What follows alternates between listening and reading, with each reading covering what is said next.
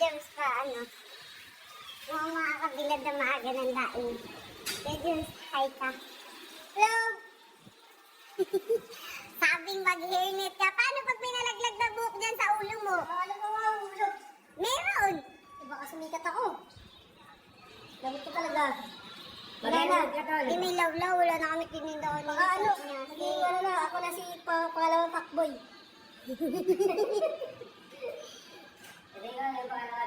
Sa linyase. Binalian pa lang po. Binalian pa lang po.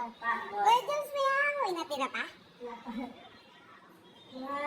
Dalawa.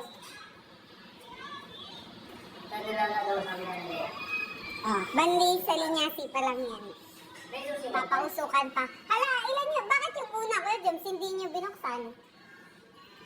Itong una. Ito sa awan ito. Ha? Isa lang. Bali, 4 ang binuksan nyo. 3 pa lang yan. Hindi bali, 4 nga. Pang-4 nga yun. Oo nga.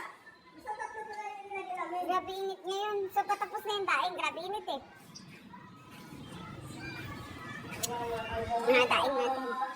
Alam mo pala yung patkoy. Ay, basa-basa pa pala ito, di ba? Mga bago lang ito.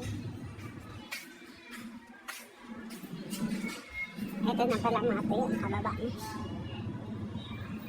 Daing, mahal na araw na, kaya sa mga naghahanap ng pangpasalubong sa mga uuwi ng probinsya. Ito na, tinapat daing na Salinas. Ito na hinahanap niyo po. Sa mga uuwi ng probinsya dyan, sa mga gusto magpadala ba, the best ko kaya ito talaga yung nahanap pag umuwi ng probinsya. Tadaan! Grabe init ngayon.